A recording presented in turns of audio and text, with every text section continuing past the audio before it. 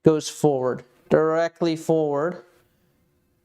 And then we let the body move only to make sure that it doesn't slow down the right arm from moving forward.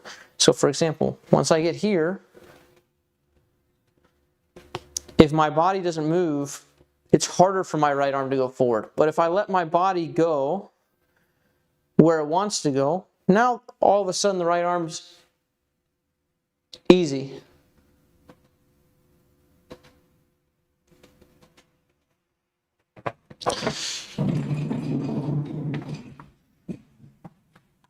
So quiet your left side down. Here's your left side.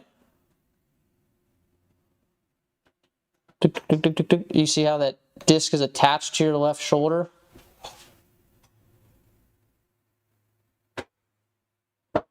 Right? Here's your swing.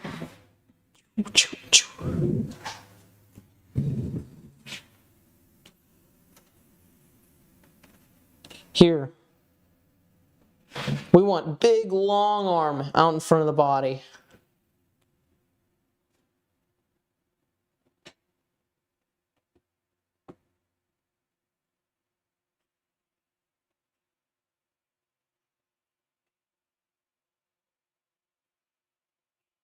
Look how still his left side is here. Tuk, tuk, tuk. As this right hand starts going forward, where's his left? It's right here. It's chilling. Tuk, tuk, tuk, tuk, tuk. That way he can get his right out way in front of his body, way in front of his left side.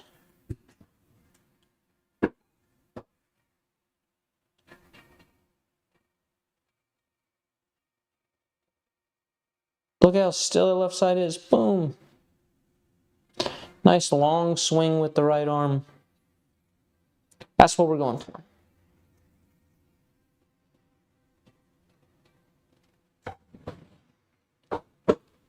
JC, I will permit recording forehands.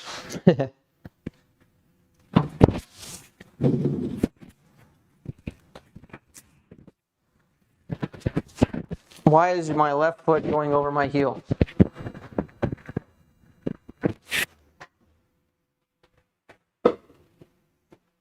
I wouldn't worry about it. I wouldn't worry about it right now. The chances are, if you fix what I just told you to work on here, and you feel this, that's not going to happen.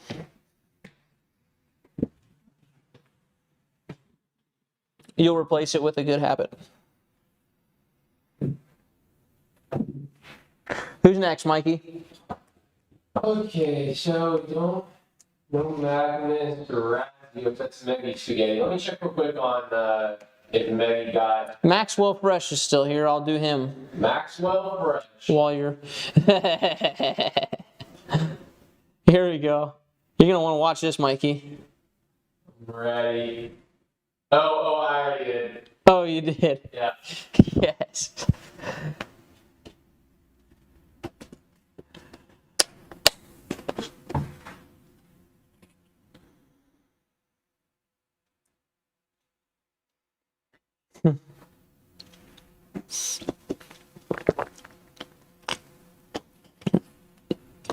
I love it. I'm glad I didn't start with this. It's like a nice mid. It's like a get you over the hump.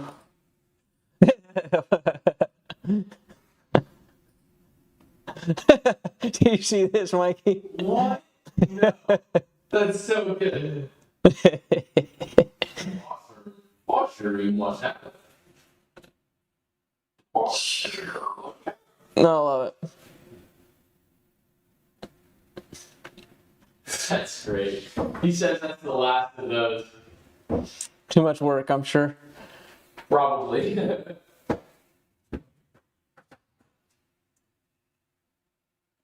What do you think I'm going to tell you, Max?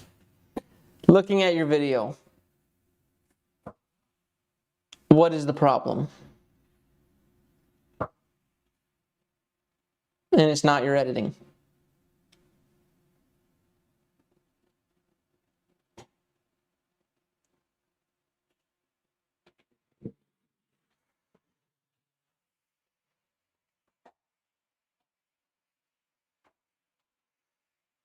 Did the sound come through? I don't know. I don't have headphones on. Mikey would be the one. No sound. You'll have to watch it later. No, but I'm saying you heard the sound. Oh, I didn't hear any sound. Okay, I'll watch it later on my own. But give me, what is the problem, Max? It's more important to me at this point that you learn how to learn. Over rotating, posture, leaning back. Sure. So why aren't they fixed?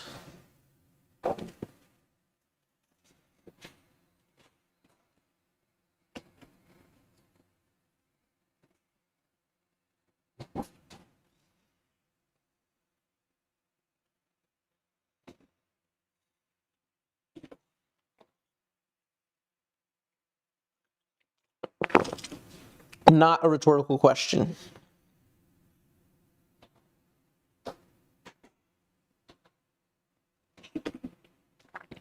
And the posture is not that bad.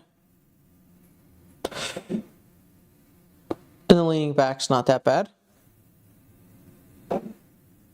Because I am a slow learner with a lot of bad muscle memory.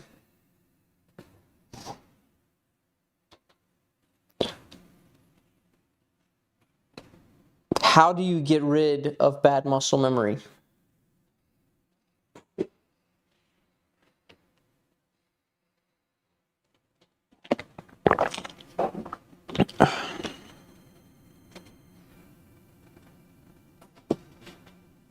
Someone found the organ patch.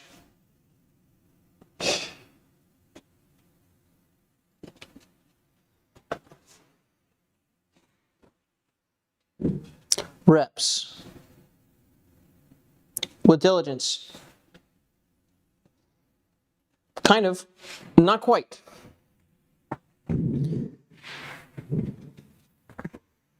You replace it. You need to replace the bad muscle memory with something good. Right? Don't focus on what is the bad thing. Over rotation is the problem. The solution is not to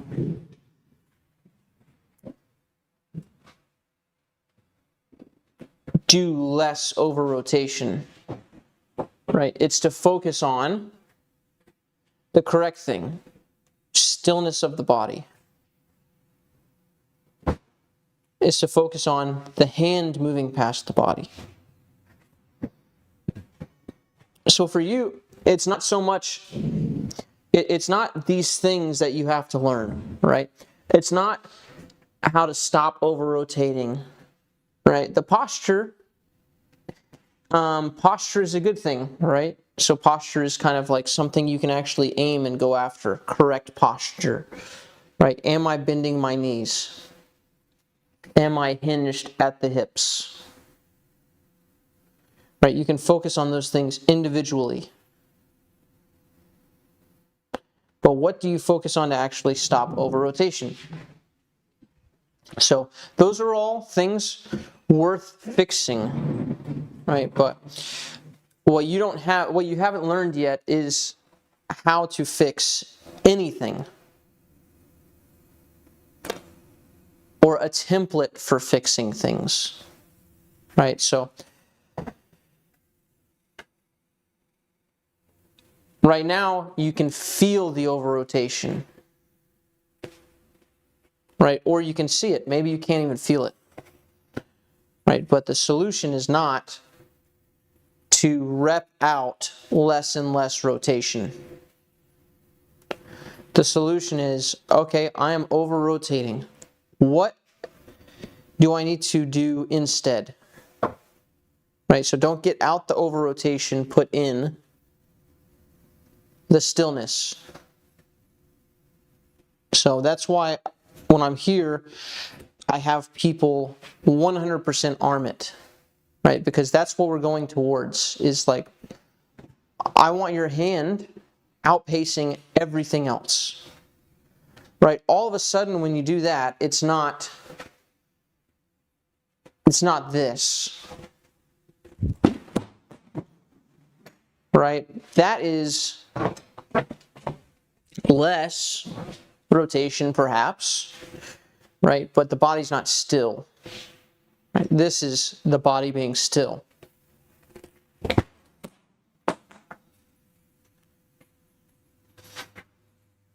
Right, and then after every rep, you've got to say, was my body still? Yes. Let me do it again. Let me try to feel and do the same exact thing.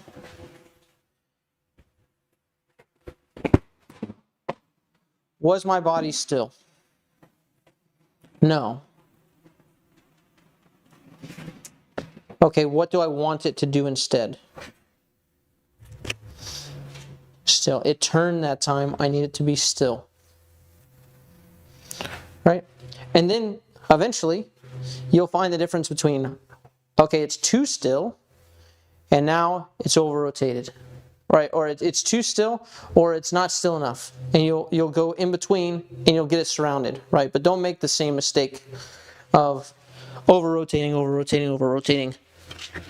Right? Make the mistake of being too still. And then we can find out for different situations, what do we want? Do we want a lot of rotation or do we not? So, and that changes shot by shot. So, here's a shot.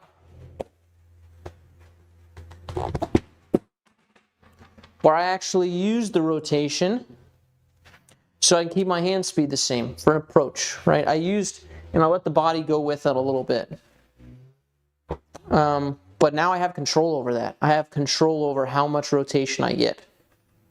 So you can focus on the chest and is it moving forward? Cool. That's not good or bad, that's situational. Now I want to emulate a drive where the hand's moving at much faster than the body. So, yeah, you have to work through form changes like that.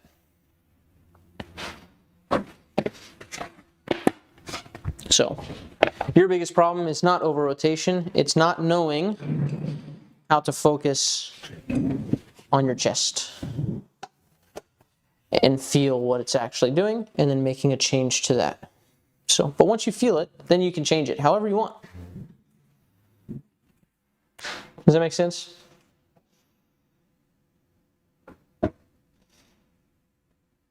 No new info for you on the form issue, but totally new way of approaching it, hopefully.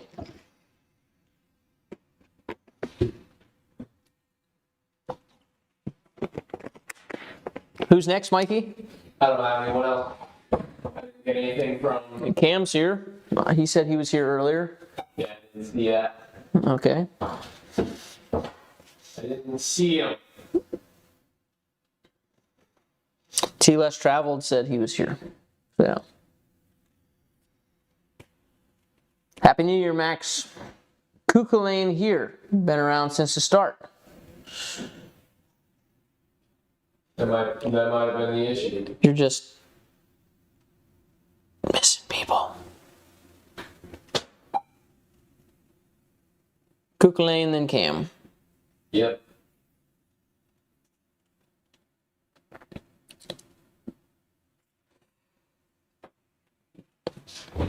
This looks like that course in North Carolina. John played a tournament here. This is where they did the awards ceremony. Fun looking course. I really wish I was playing. I was caddying that day.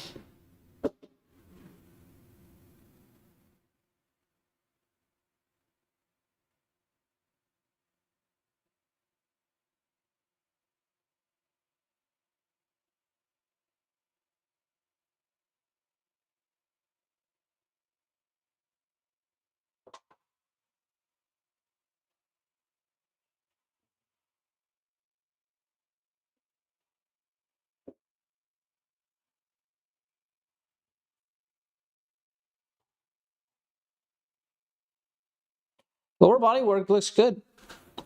Yeah, it's mostly lead arm and shoulder stuff. This is in London. What? Well, good thing I didn't remember the name of the course. Its name is London.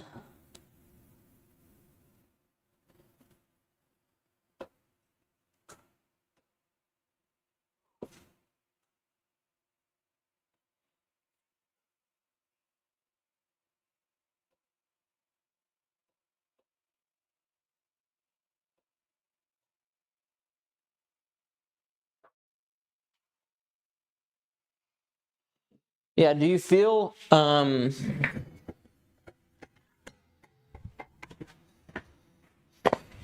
this in your throw? Where you've got kind of this out away downness here, and then it comes in here and rotates forward. Right, so from the side view, there's like down, out, away, and then it pops into your left side, and then you carry it forward from your left side.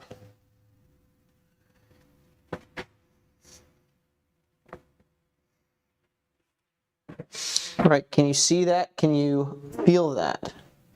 Here it is. Down, wide, right. Pops into the left. The shoulders rotate and carry it forward from here. See that? So you've got down, carry here. You tuck it here, and then you go forward with the shoulders. Right?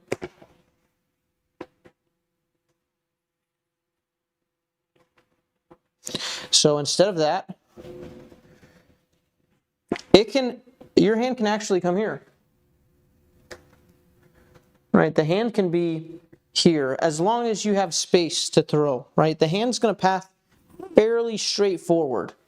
It doesn't need to go here, here, and then around, right? It doesn't need to do like a huge S curve back here.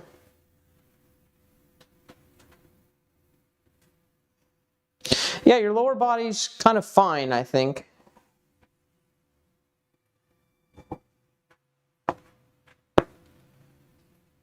But here, right, just watch the path of the hand. Right, just watch the disc. Right, and then follow through.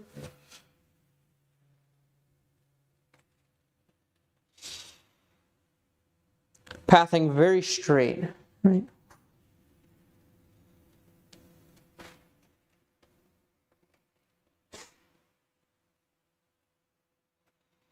See that? Here's what you're doing. Here, here, turn, throw. You feel that difference in the disc path here?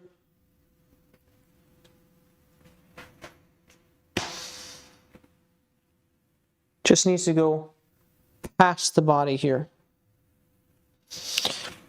And you can see my shoulders are just going to move. Right? If I'm here, well, if I don't let my shoulders move, I'm literally going to hit myself in the shoulder.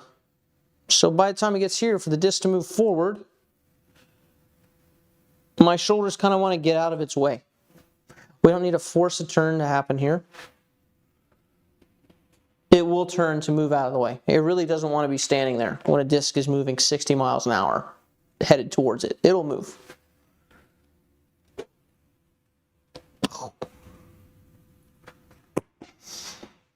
So if you move it straighter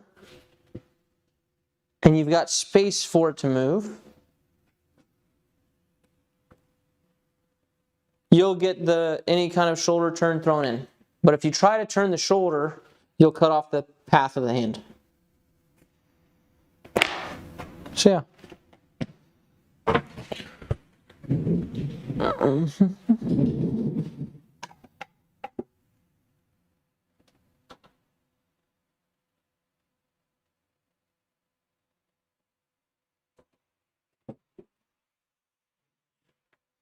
Yeah, a lot simpler, right? The timing becomes much simpler that way.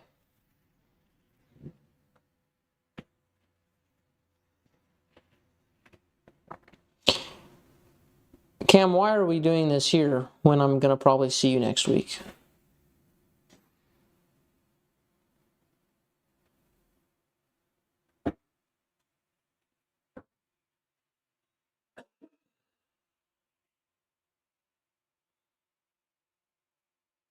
Why would we do a lesser version of this when we can do a greater version in person? You know? Yeah, I'm going to skip. Get wrecked, Cam. Get wrecked, Cam, Dakota says. That wasn't me. That was him. Get wrecked in the best way possible, because you're going to get a better version. Get recommended. Get recommended. That's get wrecked. Get recommended.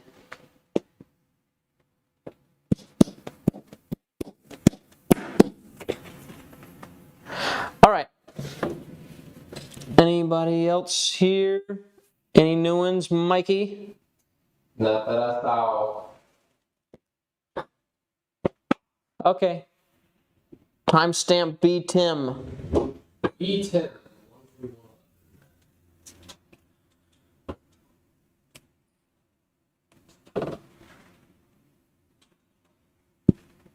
Ah, yes. I remember. Remember.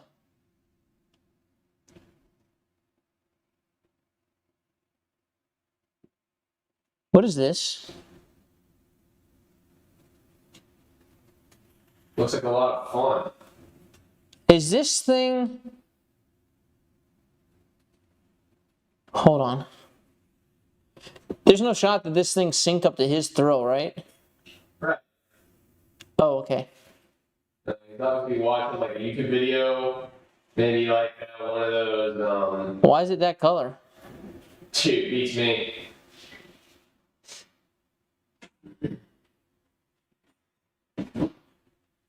It just looks like a YouTube video. Is it under a bridge? Looks like in a parking garage. It is in a parking garage. It's like urban disc golf. Yeah, urban disc golf is what I was trying. Oh, there's a tournament. I bet you he's watching coverage of the tournament that happens down in North Carolina. Yeah, maybe.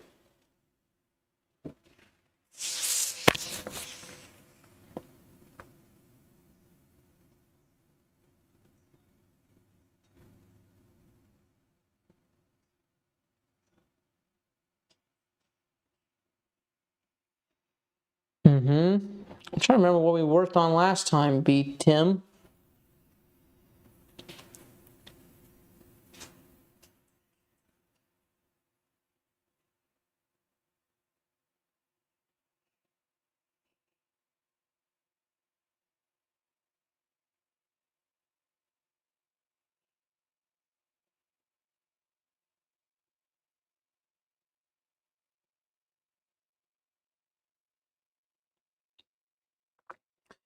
Yeah, I mean, you got to be able to feel this, right? Watch the disc flip up.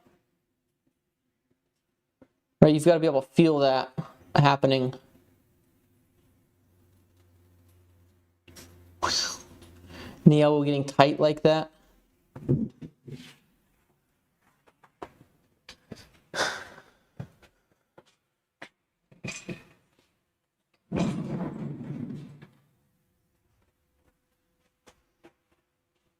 All right, so your swing is here,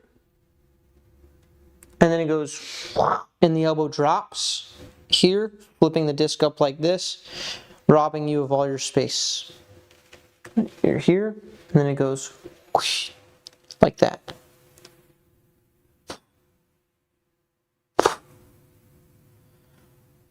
And now it has to go down because it can't continue to go through. I mean, you could, I guess, but. Here,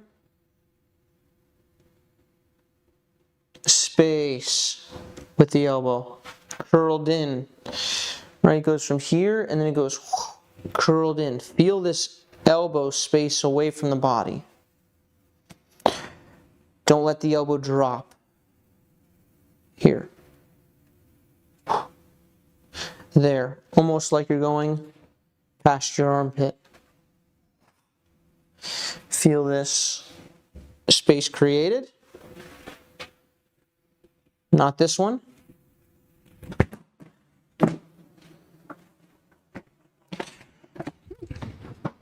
I'm gonna tell you right now, that does not feel nearly as good as what I'm about to show you. That felt very bad, actually. Not pain bad, just felt so weak. Versus here, into space, outer space, into outer space, through, here. Don't let the elbow dip in. Slide it through there like it's going to curl up inside your forearm almost. Beat him.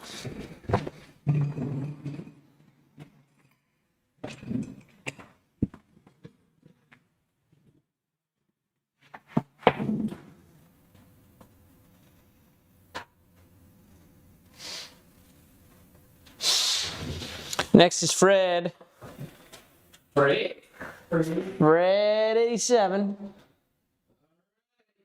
Fred M would work as well. Florida. What's that like?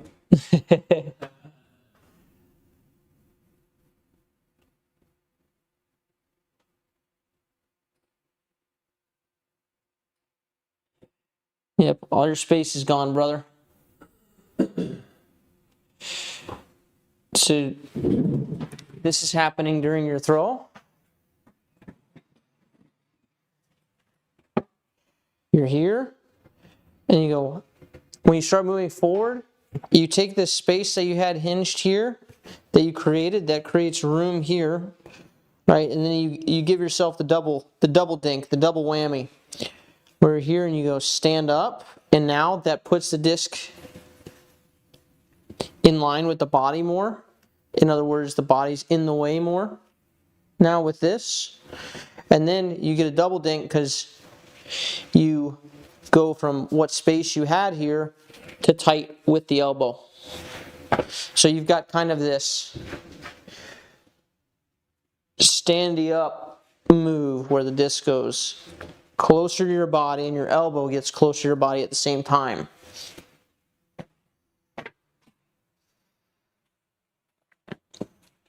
See that? Just lost all that space there.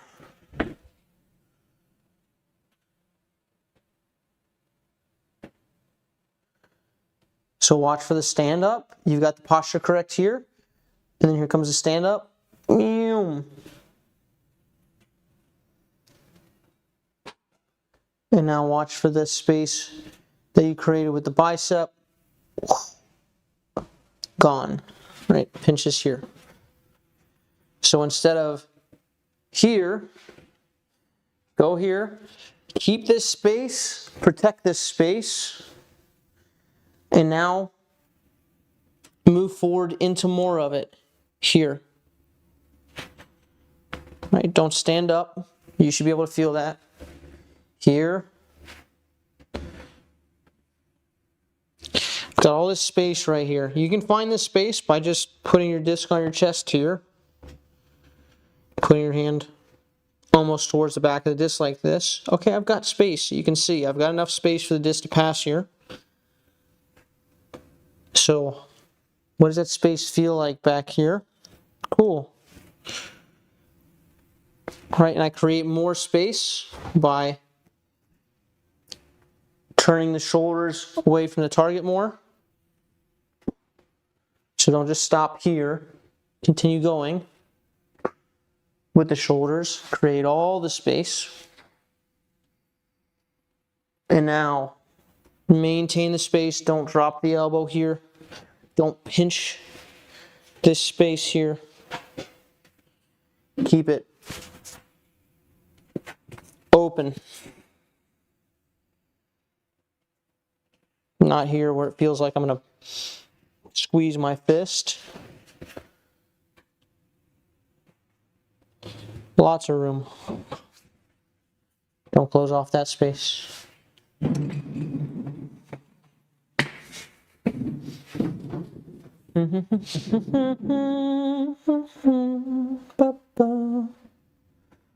By this time last year, I had already scheduled the Florida plans. Okay, next, Jada. JT instead of JZ. JT, JYTDA7. Okay, I don't get much rotation on my plant foot after the hit. My momentum usually makes me roll over my ankle instead of rotating on my heel. Am I missing something here? I also have a lot of problems with negative launch angle and positive nose angle. Is there anything obvious that's causing that? Okay, let's go to the end first.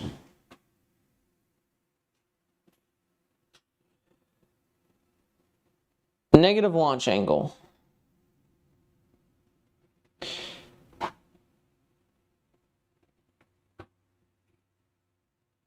Negative launch angle would be this.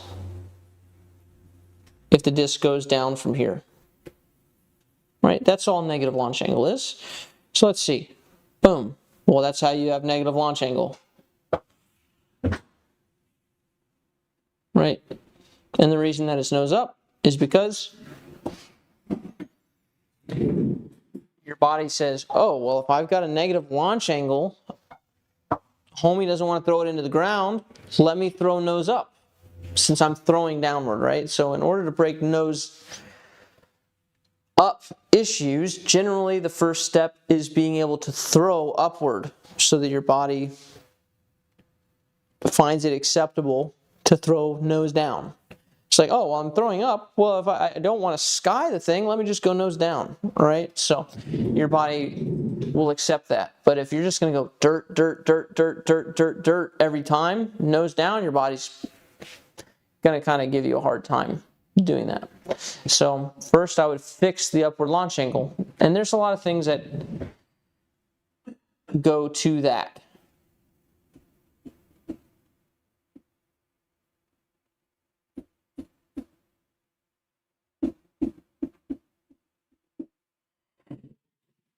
But the simplest thing about launch angle is wherever this starts coming out, I can tell you right here, or you can tell me which direction I'm throwing, up or down. So negative or positive launch angle here.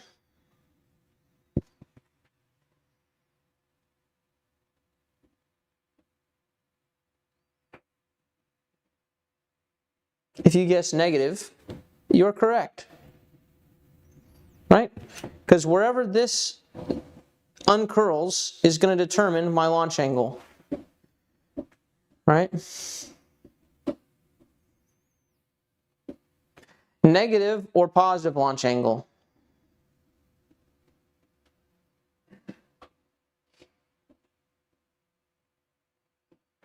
And what degree?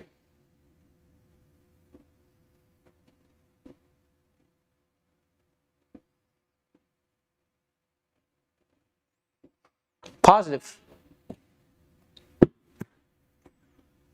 Straight up and down. Right? Negative or positive launch angle? Negative. Straight down.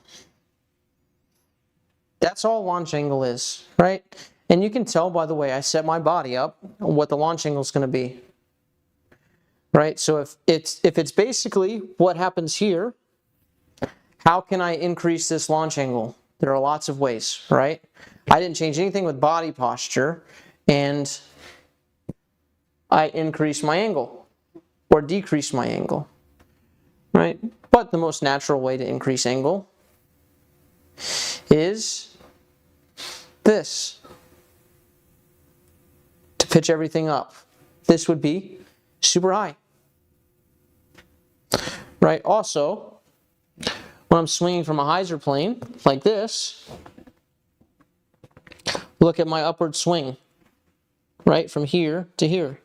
If I release here, it's down. I don't have to change my posture, it's down, right? So I can go, boom, here, and now it's up. Add a little pivot, and it goes up at the end.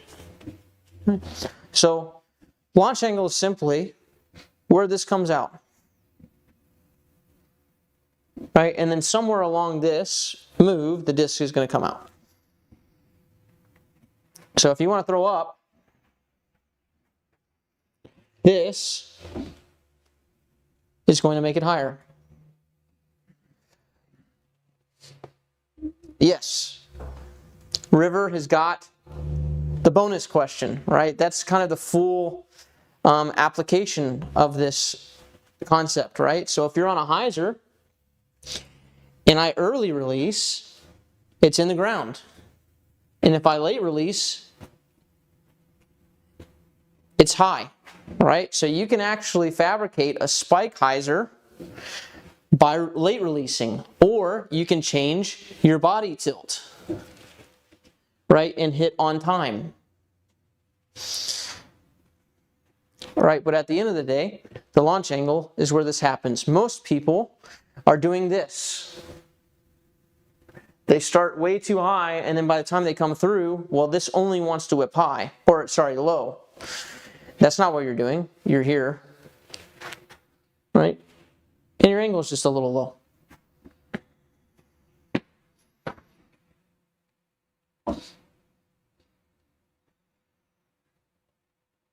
But also, and this is what ties everything together, your throw is actually set up for a massive hyzer because of where your left foot is, right? If you looked at my body and I was set up like this in a way that was balanced,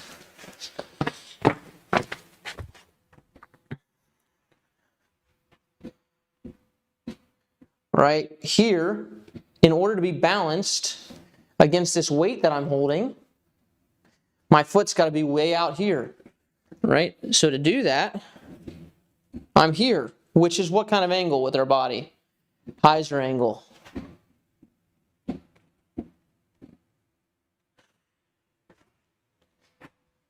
Right, so it just so happens that if I have this big old chunky weight back here, it makes it really hard for my body to come around.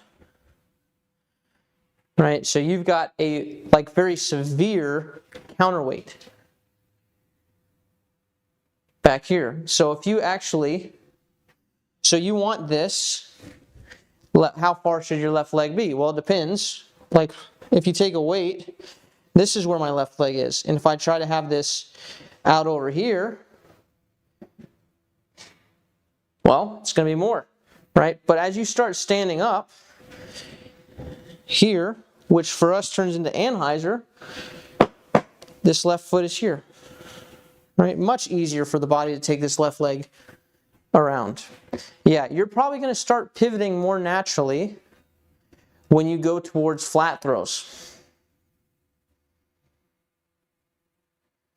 Right, I'm actually not that worried about your pivot. Because if I try to throw super hyzer, it's going to look like this.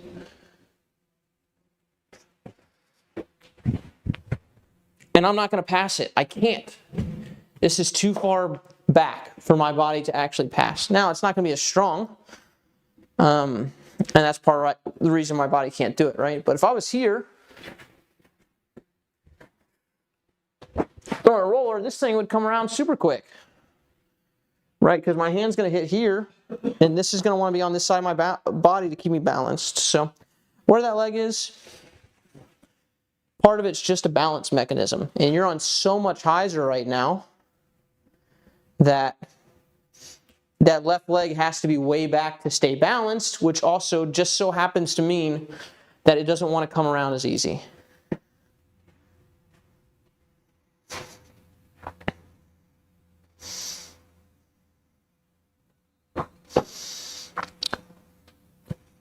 So,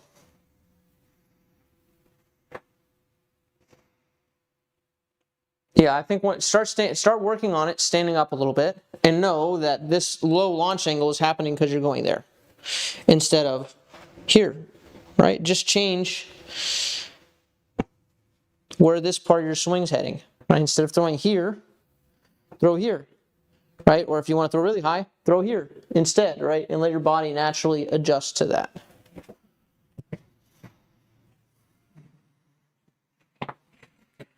That looks like how Eagle or AB get ridiculously low, but I don't think they necessarily are throwing super hyzer. Are they doing something unique? Yeah.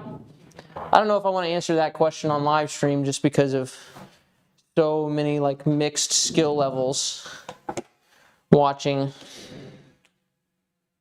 Because one person will fixate on throwing super tilted and they'll be like, oh, it's too much hyzer, right? It's actually better to do what this guy's doing and throw on hyzer for a while. And then I can say, hey, stand it up a little bit. Yeah, I'd like to see, stand up a little bit and see what breaks. I would monitor your elbow here and just see if your elbow starts hurting or your arm starts getting tired, then, you can have super gummy ligaments, but this is like a little stretch. Your elbow's not made to go this way, right? And when we put a weight on the end of this sucker, like a disc, sometimes it can allow us to go more counter to the elbow bend than we naturally are able to do. So I would monitor that. If it's hurting at all, that's the first place. If you're like, my elbow starts hurting, I'd be like, well, I'm not surprised. But yeah. So depends. Some people have this extension and it happens in a good way, like Mikey. And some people have it in a bad way, and I can force it to happen and I can get a little extra juice, but it's not in a good way.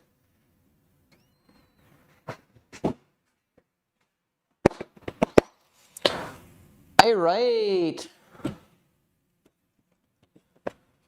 It's 8 people left, baby. Woo.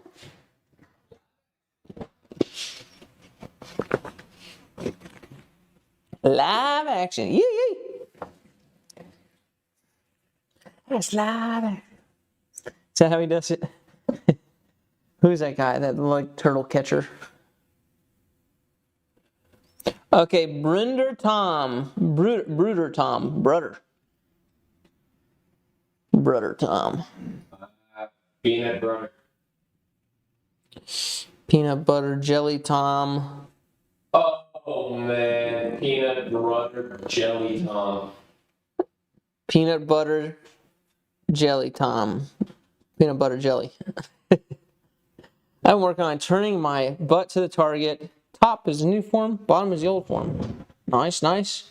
Oh yes, top is new, bottom is old. Top is new, bottom is old. What, are you sure? It's the same, you're wearing the same outfit. That actually happens a lot more often than you think. In lessons of like, oh, I'm wearing the same exact thing. It's like, yeah, we have our like disc golf clothes that we like. Top is the new, bottom is the old.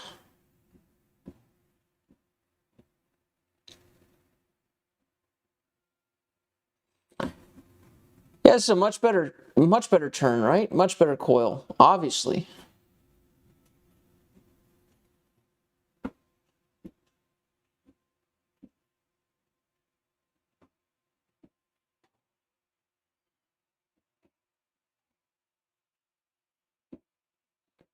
Yeah, clearly a much better coil. Yeah, much better position. Good work.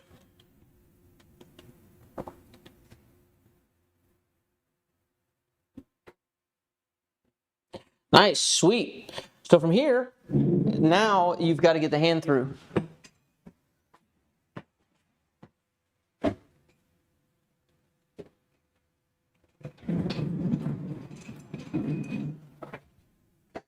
So in both of these pictures, you get scrunched here. Right, so when you get back here and you're going, okay, butt to the target, everything to the, like back to the target, butt to the target. From here, the mindset has to go hands to the target. So instead of going around and taking this and creating like this unit between your left or your right elbow, your hand, and your left shoulder, instead of moving through like this and then trying to go, okay, attach, detach, it should just stay detached the whole time. It's just gonna go slide. Right.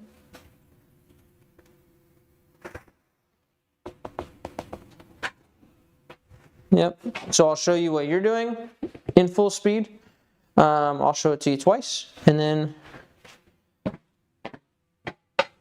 I'll show it correctly twice. Okay. So what you're currently doing, your back, attach. Okay. Show it again. Okay. We're back, attach. So instead of that, I'd like you to do this. Okay, we're back, go. With the hand. And now I'll do it and I'll let my body move.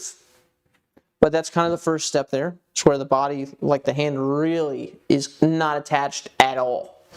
And then we'll go back.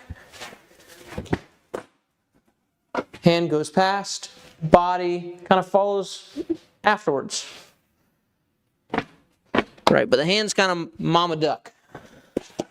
It leads this sucker, and then the rest kind of follow behind. So, here, and then this can come around. Correct way one more time. We go back, hand, body goes.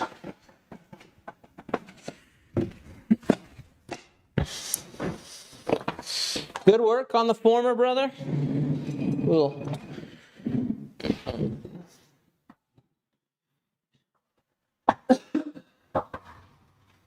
see you on the next one. Okay. Next, Cyanide. All right, my friend. Gosh. All these chickens. Look at all those chickens. They're not chickens, they're people.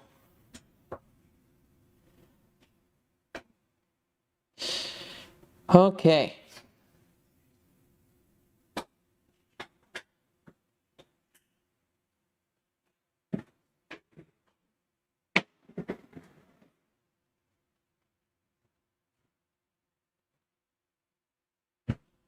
I would exaggerate, brother.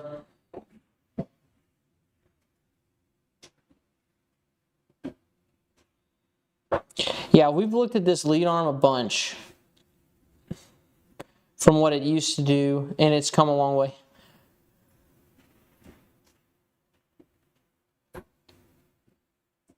But you're actually one of the people that I would really exaggerate at this point, because there's no way for you to let your right arm be, there's no way for you to let your right arm go past your body because it's so tight to your body here.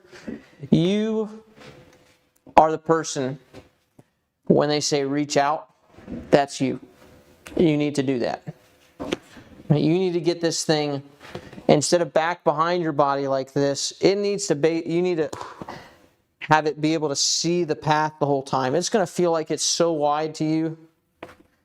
But when you're back here, stretch this sucker out away so you can throw instead of going here, because it's forcing you to turn a little bit more than you'd like.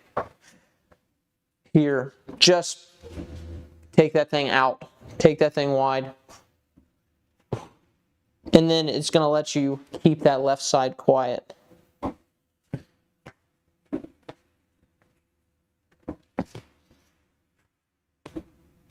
Yep.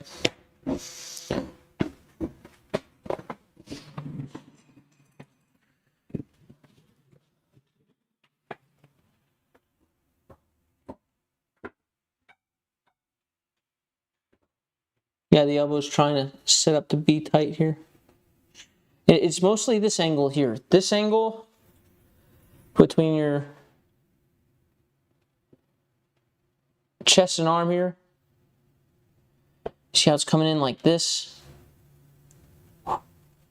Tight. I'd get that thing. Let me get a different color.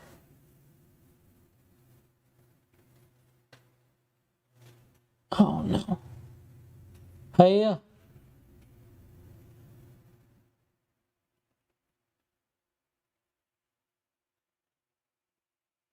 So instead of being here, whoa, whoa, whoa.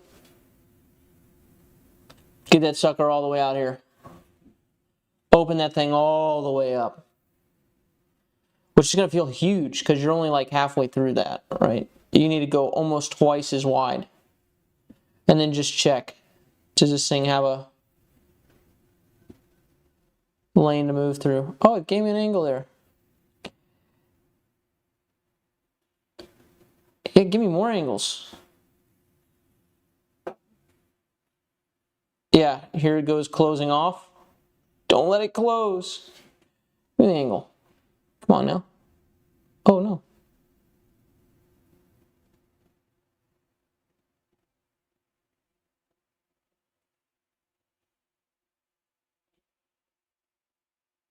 Oh.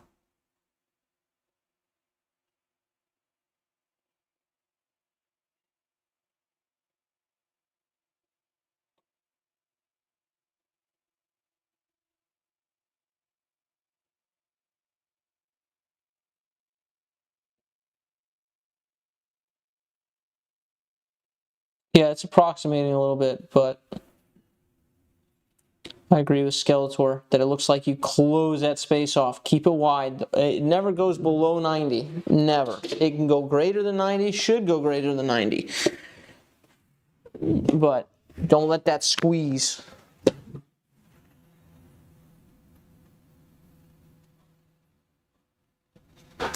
All right, Chat lab. Yeah. Chat.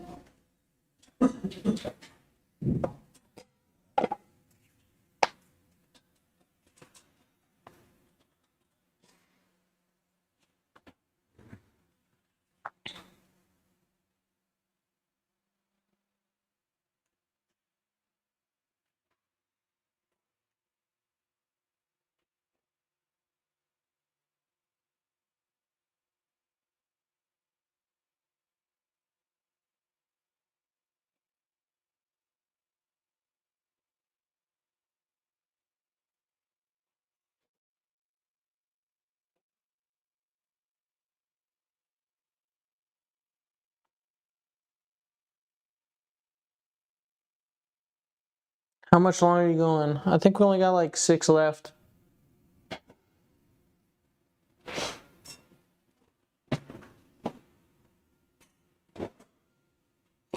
Yeah, same thing here. The space is a little pinched.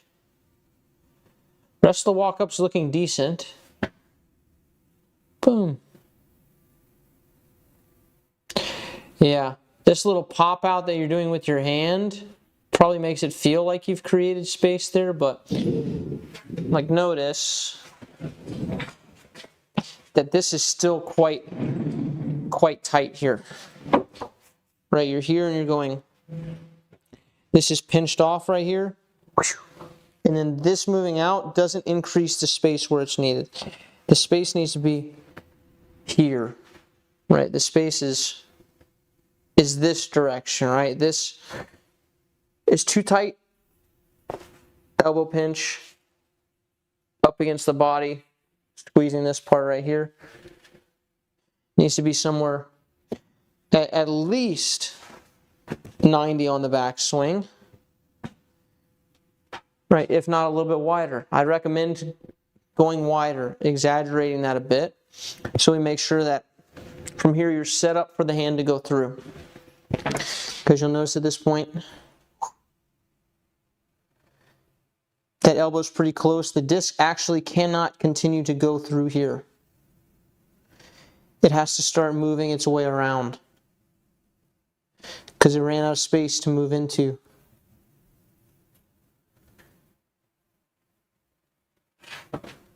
So, create the space here with the shoulder turn, opening up this kind of pocket here. So not here.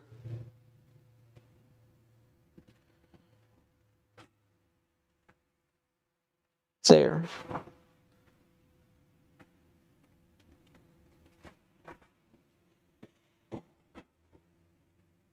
Lots of room for the disc to pass through. Space.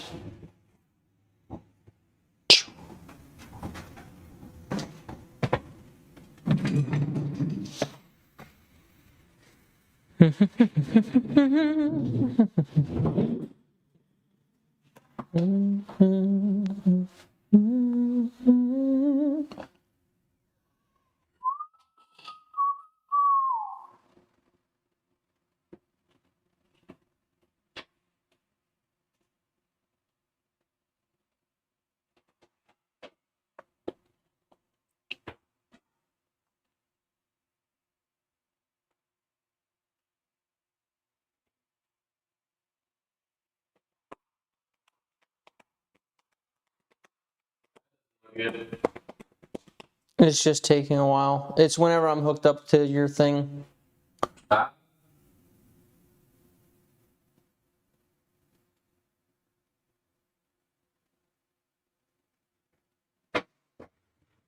See here?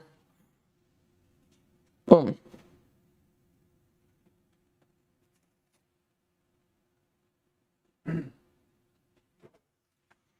One second. There we go. Space, space, space, space, space.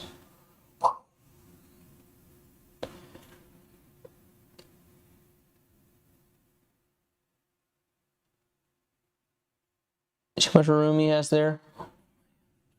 Top view.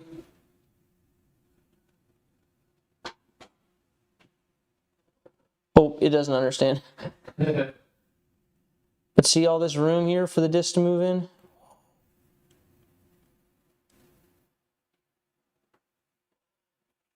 You need to have enough room for the disc to get close to your body like this. To get here. Here, ain't happening. It's going to go around.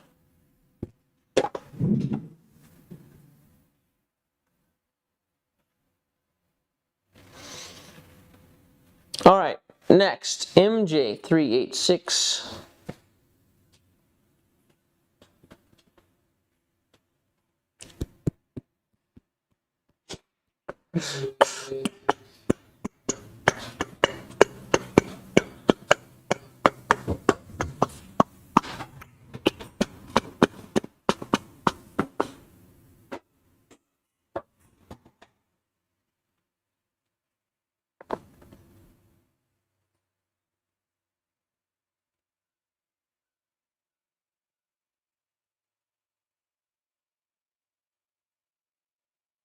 I know I've reviewed this guy's form before, right? MJ386.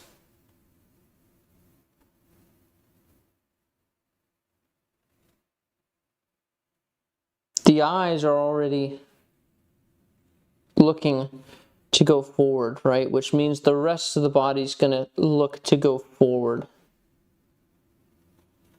And as it does, the disc has to rotate around this path. Left shoulder throw.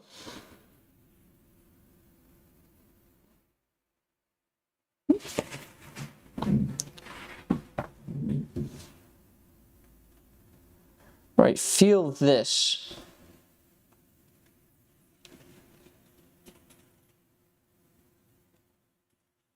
Right, feel where his eyes are at. Feel where his attention is at. No hurry. No hurry for the eyes to go forward. As a matter of fact, every intention to keep them back. If his left shoulder wasn't pushing forward at all, he'd keep his eyes back forever. But look at this feel. His eyes are there. I mean, he just stays locked on back there. When do his eyes come off of that?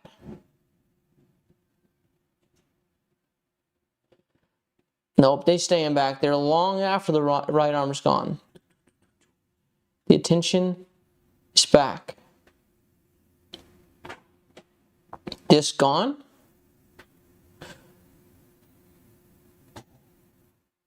Head down. No intention of the eyes, the shoulders, or anything rotating forward. Wow, how far down the fairway do you think that is? And then the eyes finally come up and see what the rest of the body knows he's done.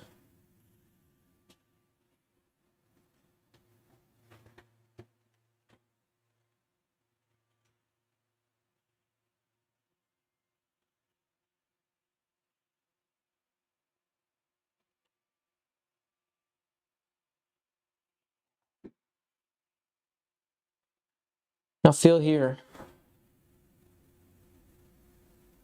The eyes, before the foot's even planted, want to go forward. The shoulders want to go forward.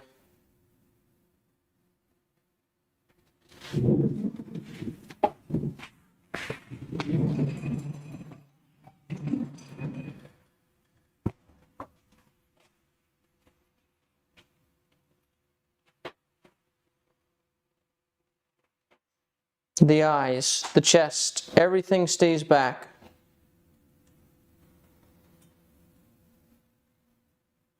Right, I know if my eyes stayed back because there's this tree through that window over there that I'm looking at. Right, so I'm going to find that tree again. Right here. Did I turn my head forward? No. How do I know? Because I can still see the tree.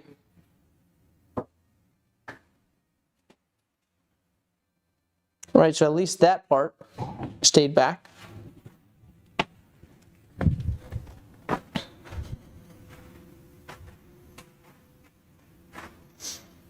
If my chest had eyes on it, could it see the tree? Absolutely.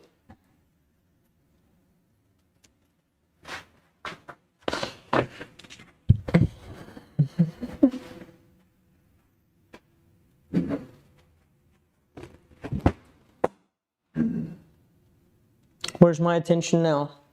Here. Where did I finish? Here.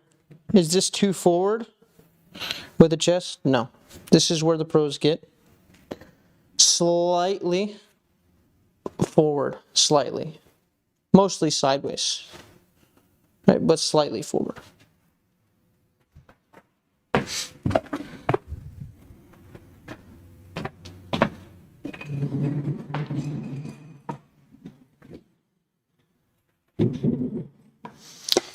Yeah, the reason I went through it that way is, guys, I feel like we might have already talked about some of that. I don't remember exactly, but that's how you ought to practice it, in that same manner. Okay, next, Mikey, is JBzz. What? J_Buzz. JAY_Buzz. And then can you check on that other person's Maggie Pie? Yeah, can you check on their tier inside of Patreon and just see what they are.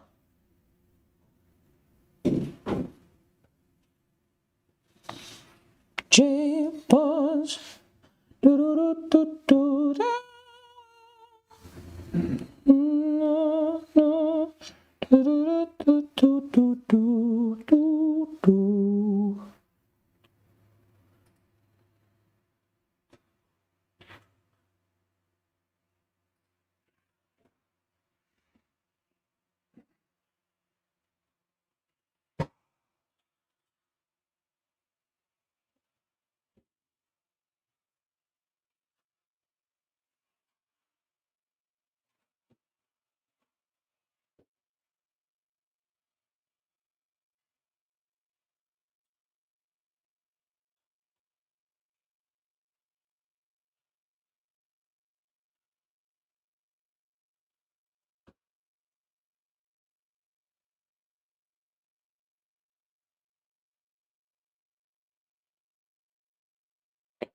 Yeah, so I would focus on probably feeling how the disc ought to move, right?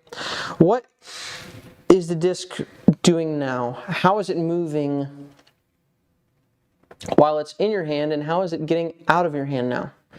Your grip is closed. We can see that. But you're getting a bunch of wobble because before it comes out, it's not moving correctly.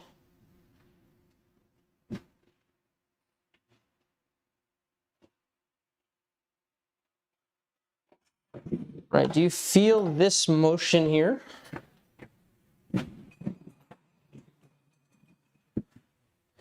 It's going from here, and then you're going around.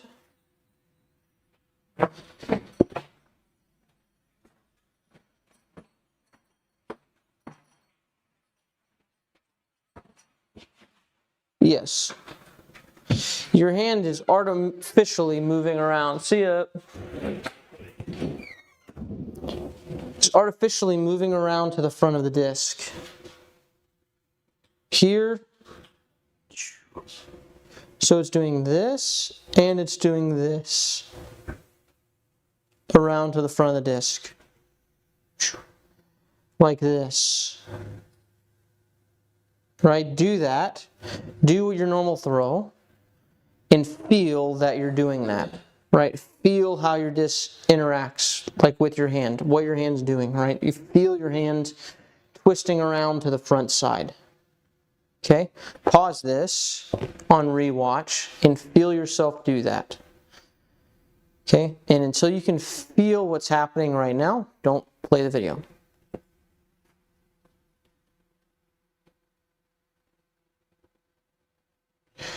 So you should have felt your hand coming around the front like this. Very long, slow turning process where you're turning the disc yourself. Instead, what do we want to happen now that you can feel that? Instead, keep your hand towards the back of the disc like this. This would be the front of the disc. This is what I'm referring to as the back, to where it's not, you can't obviously get all the way back behind it, but somewhere around, for me, 9 or 10 o'clock, or sorry, 9, like 8 or 9 o'clock on the disc, right? And keep your hand there, and now move and kind of drag the disc forward, holding this side of the disc, and keep your hand still on that part of the disc, 8, 9 o'clock, somewhere around there. You're going to get to about this point where you'll feel that you can't keep it on that part of the disc any longer. Right, remember at this point you would have already been turned around the disc. So instead of that, keep your hand on that part of the disc for as long as possible, moving the disc directly forward. The body's still at this point. Then you get about here. Now, as you continue moving the disc forward, you're going to feel your hand go around the front. And the disc is going to uncurl out of your arm much more quickly than what you were doing before. It was here before. Now it's here. This is what we want.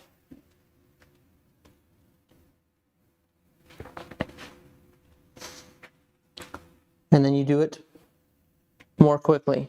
Hand on the outside of the disc. Moving forward, it's going to force itself to uncurl much later, but it's going to force an uncurl, and it's going to end up being faster, actually. And that's where we'll get a bunch of spin, because it'll uncurl very quickly against our will, basically. And when it creates that spin, it'll come out of the hand much easier. Much cleaner.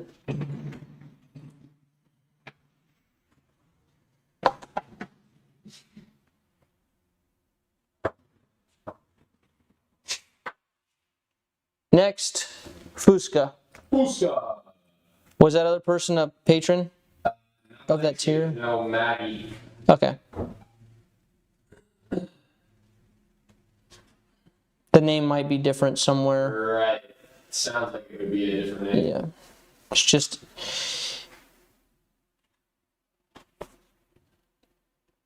Okay. Wow. Sorry for winter.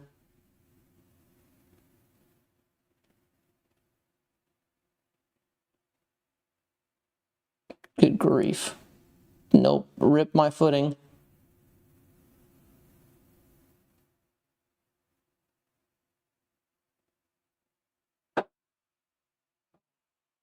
Mm-hmm.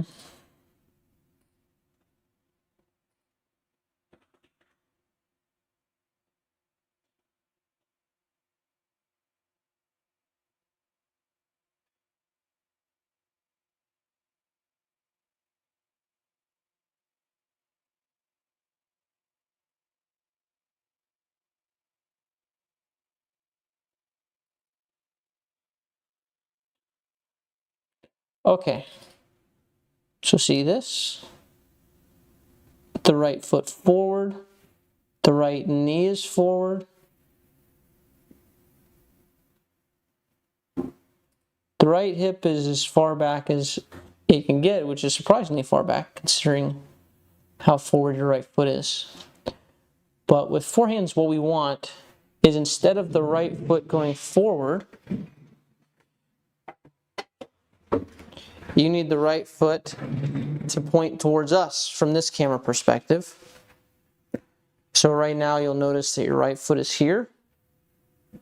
And as much as you try to turn your hips away, you can only get so turned away with the hips, with the foot like this. So instead, when we land here, we want this foot to be sideways, like that. Cyanide! I already did yours. It's a couple form reviews back. It's in the timestamp is in the Discord. Yeah, so when we land here, we want to be, boom, on this right. Here, and it's pointing away. This lets us get our hips and our shoulders pointing also away from the target instead of being here. You can kind of feel that this is kind of already open a little bit. And so you don't have that far that you can move forward from here. Right, you should be able to feel that. If you're here and your foot's forward, how far open can I get? I can really swing a lot if I'm trying to go to left of my target. But from here, there's not a bunch that can happen. This you can use for approach shots and stuff. But yeah. So instead, take this foot, turn it this way. And then you're going to peer over your left shoulder, like this. And then throw.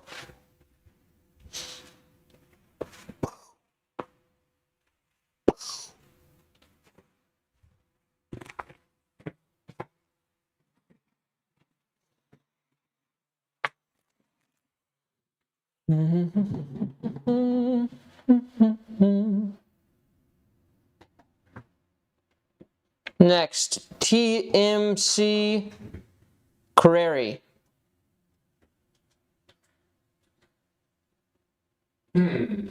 TMCC RAY0. Oh, Team Prairie.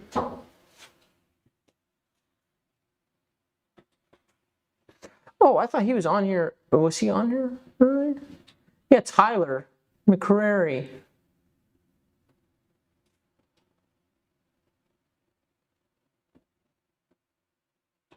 Oh, he did say he was here. Poor guy. He's not popping up in the Discord.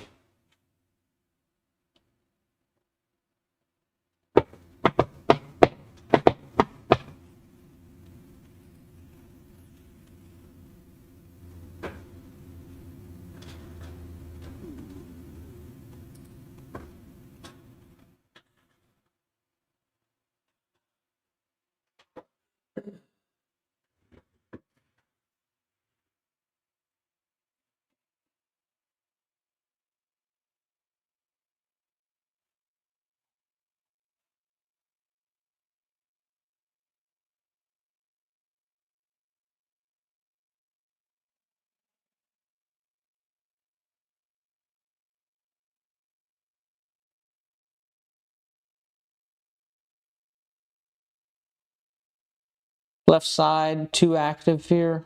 It's kind of, do you feel how it's meeting your left Your left shoulder's meeting your disc. It's like they meet up here, and then your left carries it forward, and then you have to short arm it from out there.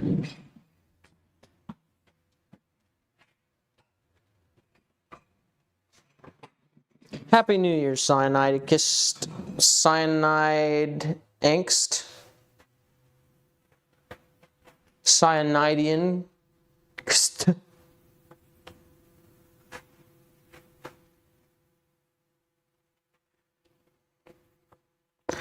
So you feel how your left is here and it's going, hey, let's meet up with the right hand. Right, let's meet up and go together. Here. All right, let me just grab my left shoulder real quick. They were separated, and now, boom, let's grab them, and let's kind of carry it with us, is what's happening. You feel that? So instead of here and them connecting, it's just here, they're separated, so they had their time together. Right, it was here. They could have stayed together here. And now, they're separate, and they stay separate, and the right hand goes, boom, misconnection with the left.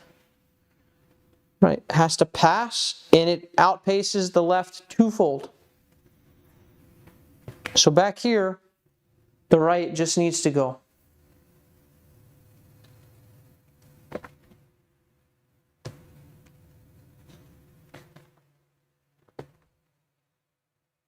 Just needs to pass. The left is not gonna trap the right. It's kind of clingy if you let it go, it's going to.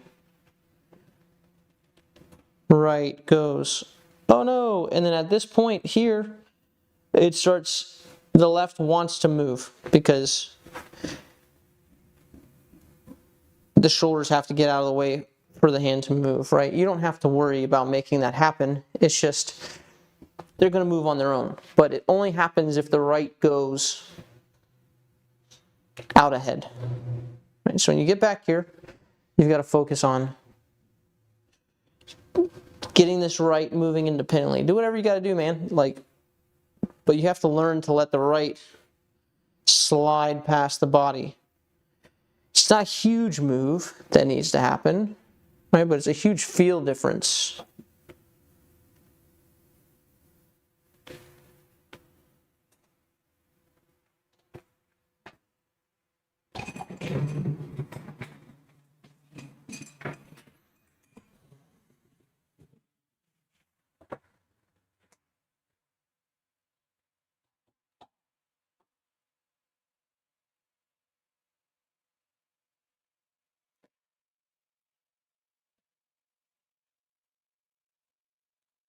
Onen is next.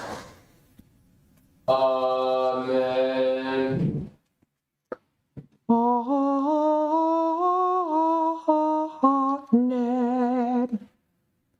It's a vertical video, Onen. What are you doing, Onen? From Oslo.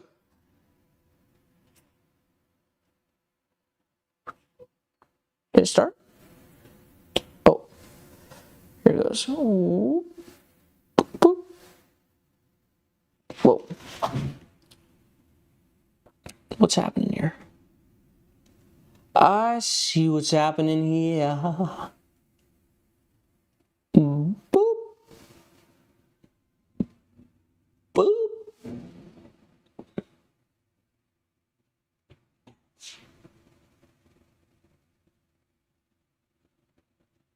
There's too much double E moving going on here.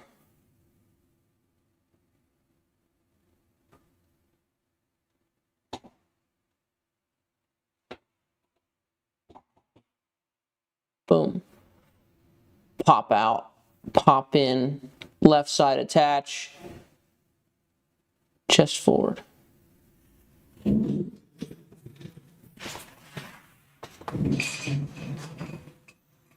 It's too much in the wrong direction with the right arm here. right? So you're going boom, popping out here. You don't really need that. You don't want this like here, like there's a big V here, and then it goes boom, inverted. It's like we're wide here, and then the left shoulder and the right hand meet. I kind of just talked about this, but I'm going to give you your own form of view here. So when we go back, this is just the shoulder. It should feel just like this. Like if you put this here, attached it to your chest basically, your backswing should feel like this, right? And whether this is bent or straight doesn't really matter that much. It's more stylistic, so we don't need a boom, a big pop out that takes us wide off of our line here, right? Because then that's going to call us back in this way, and that's very encouraging of this. We're there, and then both the left and the right go to meet. It just needs to be back, basically off your line, and then through with the right. The backhand throws very simple in one sense, in the way that it's like you basically set up your line back behind you with your right, and then you send your right forward. Through.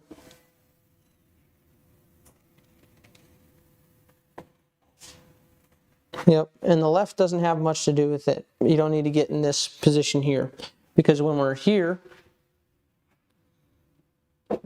short swing with the arm, right? It's like, what do you want to use? A little hammer or a big hammer? Well, if we want to throw further, we want a bigger hammer, right? Bigger swing. And if we go like this from back here and we go here, and now it's stuck to the left side, well, all of this swing that happened, we don't get to use. Right? And then it stays stuck to the left side until it gets pulled around, and then you have tiny swing. It's like a quarter swing. It's definitely not a half swing. But if it's back here and the right hand moves, we've got all of this swing to accelerate. All right, so currently what you're doing is this. Right? Boom, boom, boom. Right? 1, 2, 3 is what you're doing. I'll show you again. It's boom, boom, boom is what you're doing. Boom. Right? Attaching everything to the left. You get wide for a second, attach to the left, and then go. What it should be is it should just be back, through.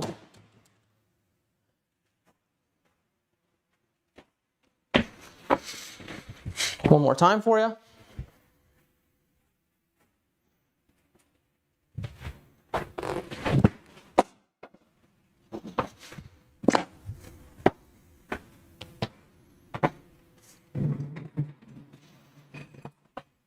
Why does it look like pros throw from their left pec? I don't know. Depends on the pro you're looking at, I guess. There are a couple that do.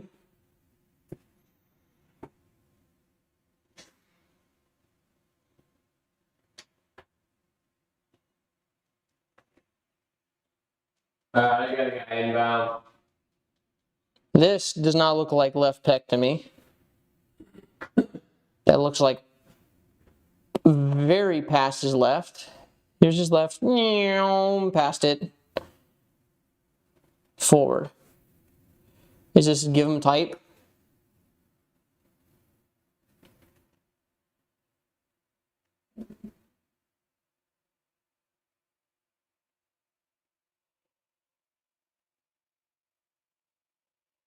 Who did you send? It's giving them type. I'm opening it up right now. Find.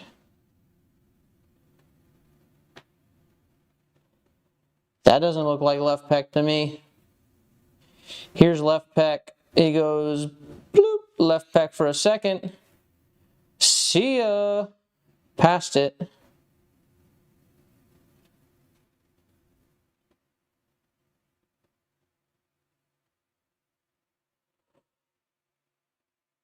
left pec for a second. See ya.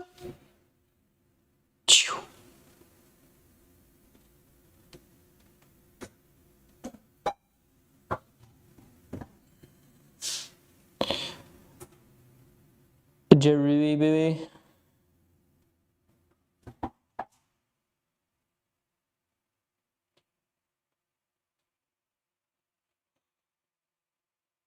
Left pec, right pec, then out.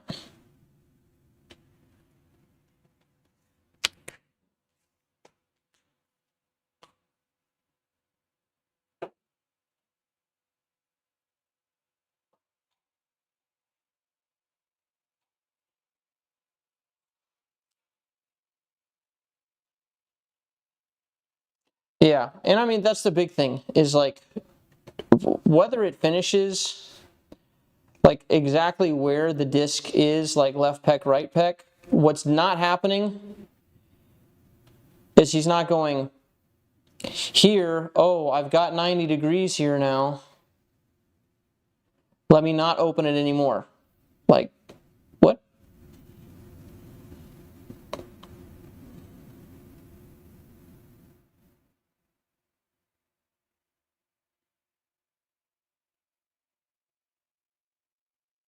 Try and get that in line with his shoulders.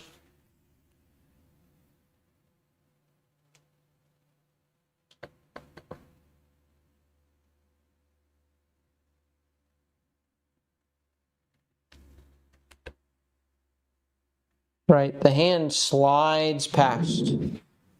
When you go here, if it's 90 seconds now, or if it's 90 degrees now, cool. But in 1/100th of a millisecond later, it's going to be here. Right, you do not get this position that Drew's in just turning the body. Can you get past this position with body turn? Sure, I can do both at the same time.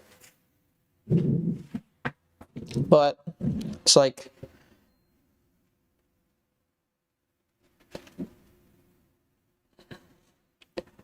ain't nobody doing that.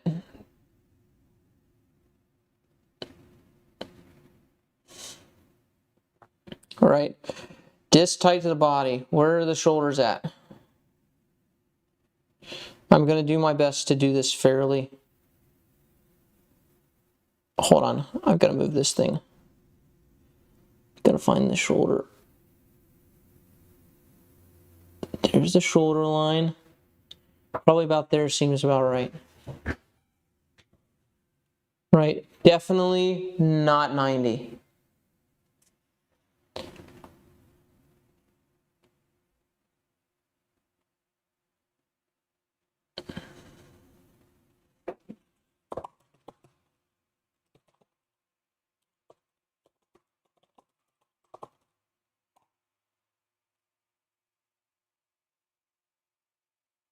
There's going to be an ad. I don't know how to do anything about that. Oh, I must have already watched the ad.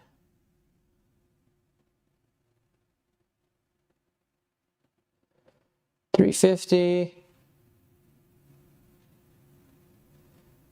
400, 450. Okay.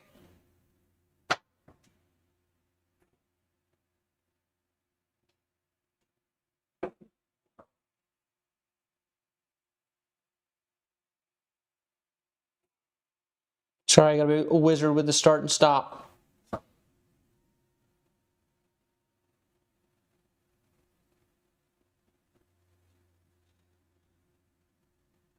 Tell me. Past 90 or not past 90?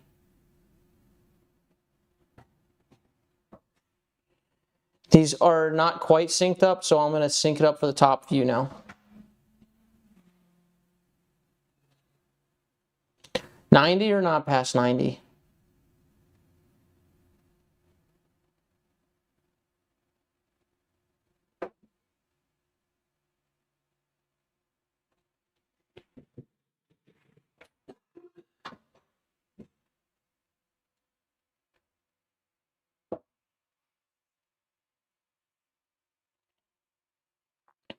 And what I'm telling you is to get into this position that Gannon gets into, that these pros are all getting into, your hand has got to travel across the body. When people say lead with the elbow, your elbow slides forward and you get here.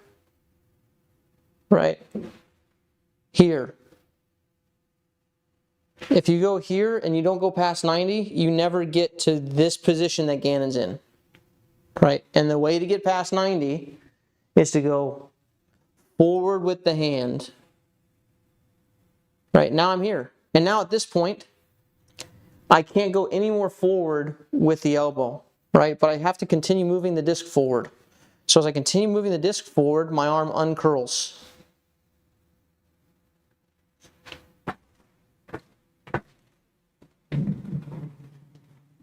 So, yes. And thanks for the super chat, Adam. But yeah, just another thing. It's like Gannon might feel like he's doing 90. He's not doing 90. But you might have to think like Gannon very well could be thinking 90 degrees. And that gets him here in this beautiful position that makes him throw far. I don't think so. I think what happened with Gannon is what happens with all these pros is they get really good first, and then they when they're asked about something specific, they try to figure out what it is they're doing, not the way that I have to approach things because I'm not good at it, right? I'm not naturally good at this. I have to go, what do I need to do? Like, what is actually happening? And then I've got to, crawl my way around and find the feel of it versus, oh, I do this thing really well. Let me figure out why I'm doing that well, right? That's not me. I don't do this thing well. I got to figure out what I've got to do to make it go anywhere, and then I've got to figure out what I've got to think in order to make those things happen. So, Gannon is actually, he did look at form stuff, but I doubt, depth of the pocket was something he was like, oh, it needs to be 90. How do I know that? Because there are pros. Plenty of pros that aren't at 90. So I don't think he probably looked at that too carefully when he was developing his own form. I think it's something after the fact. After his form was developed, then he tried to come to an explanation that worked for people.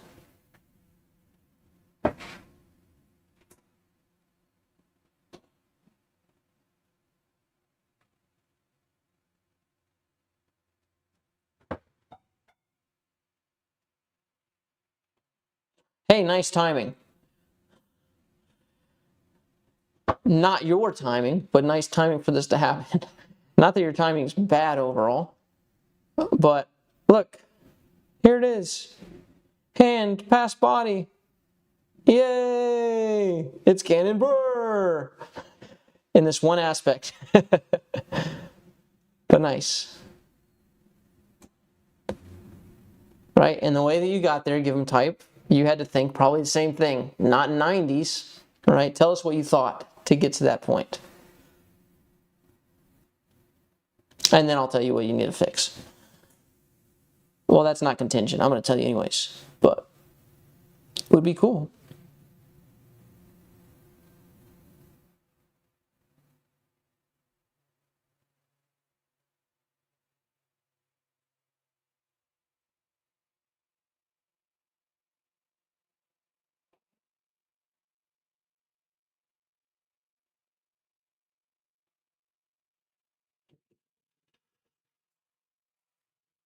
Right. Yep. Yeah.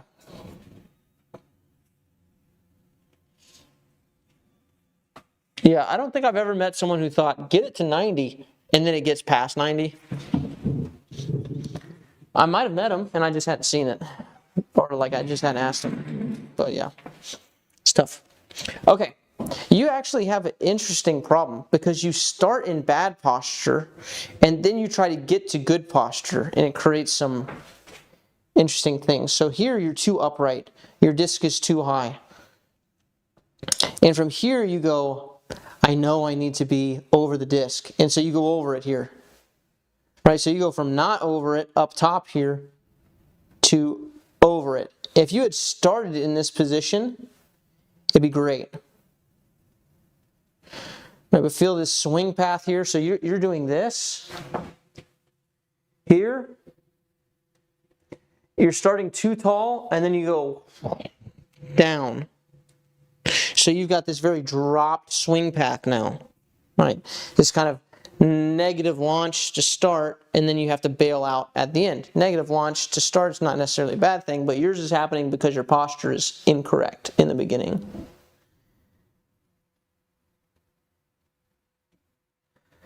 Right, so you need to be this bent right here from the start. So you see how tall you are right here? Here, it's too tall, too upright. Your head's too high here.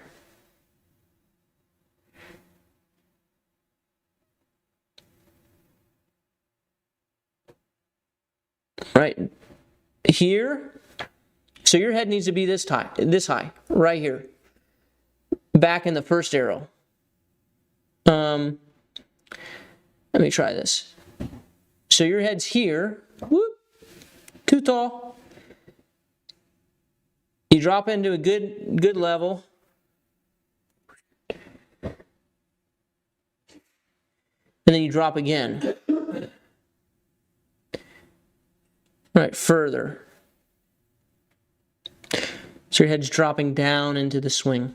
Right, so instead of that, stay here. Yeah, you can start up, but you don't want to start up right. So that's the difference. Your height is coming from your hinge in your hips, in your waist, right? Your height's coming from here. It's, I'm totally vertical, right?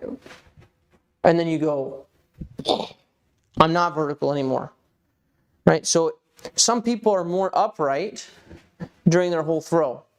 But you're not going to change posture throughout the throw, right? So if you're going to start upright,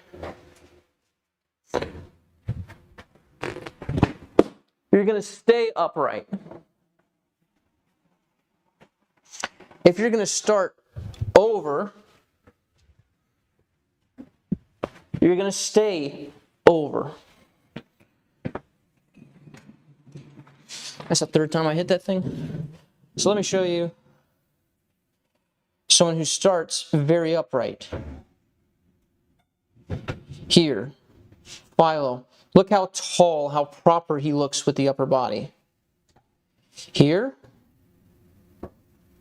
right? He stays tall. He stays proper.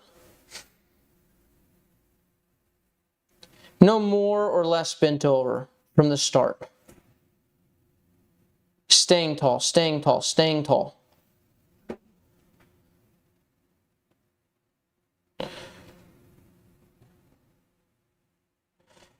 You start Philo,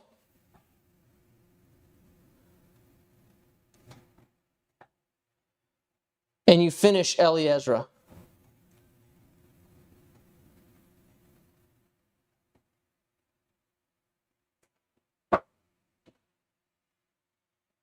Look how bent she is. Right? She's never got that proper upright upper body. The waist bend stays about the same. She drops, yes, but she doesn't change at the hips like this.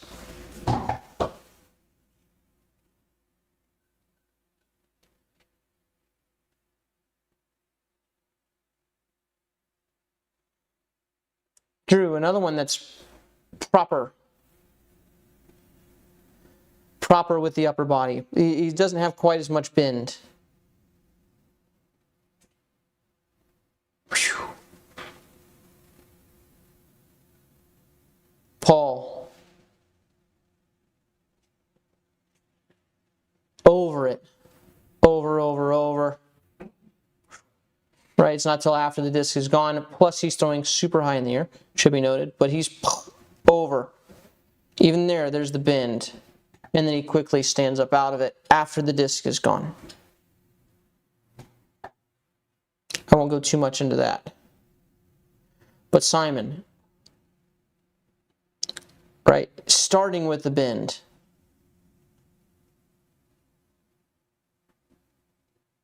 Sorry, whoop, whoop. Staying with the bend. So it has to be consistent.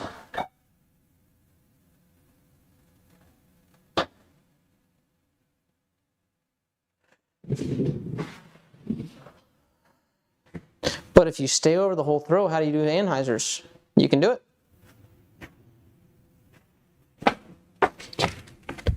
You can do it. You would be less over it. Let me show you. I've got Simon in here somewhere. Here it is. 450-foot anhyzer, pretty decent distance on anhyzer. Bent. See? We agree. Bent. Bent.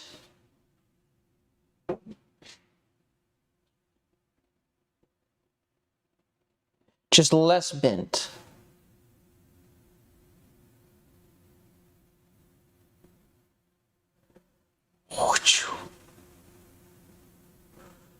Right, less bent, and you can say more standing up here.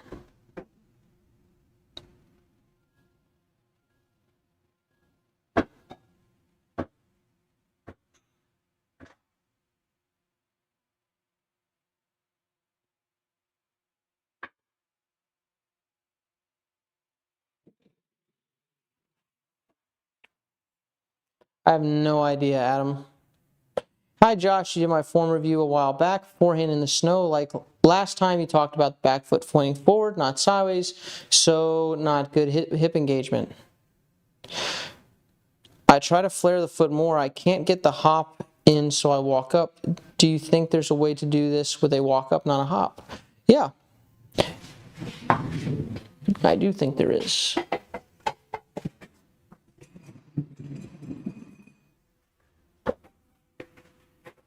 Yeah, you can start with a walk up. Like, for example, you can do this.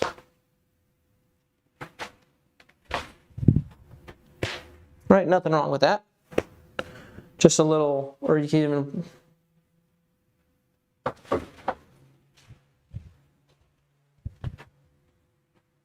Yep, that works.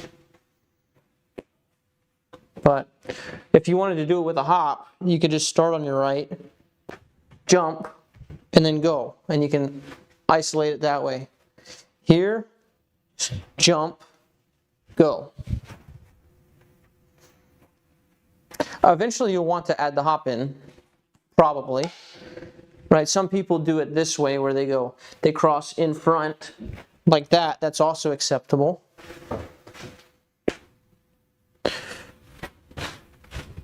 Not behind, but yeah. So I wouldn't go this way because it'll take you too far back. But there are people who just go cross in front like that. It's the way if you're going to walk it off. Hey Josh, so should I mainly focus on the posture not changing? Anything obvious I should fix after that? Nothing obvious. I've got things that I want to keep my eye on after that, but it's all dependent upon that posture. So I don't want to tell you something that won't be a problem later. Like if you fix the posture, maybe it fixed the other problem automatically. And if I tell you that the other problem is going to be there, or that I'm keeping my eye on it, then you start potentially making a problem off of something that was going to fix itself. So.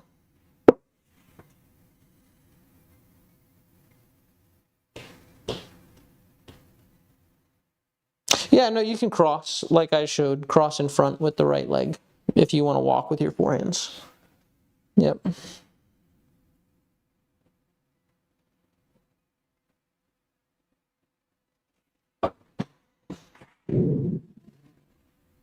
All right, kaboom. Let me go up here and delete all these previous days. Make sure nobody's in here. That's select, delete. Select, These are all my lessons from before the break.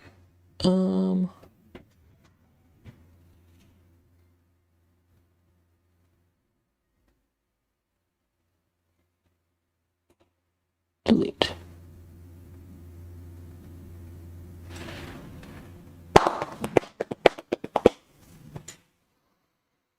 All right, guys. Well, that was fun. I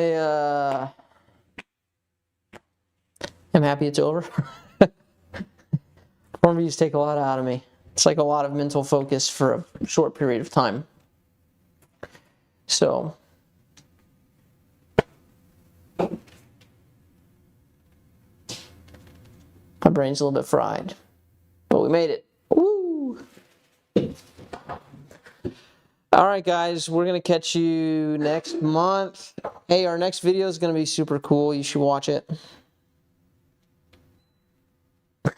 Keep slinging them discs. Yes. Oh, yeah, the last one of the year. Oh, yeah. Yay, another year of form reviews. I taught over 1,000 lessons this year.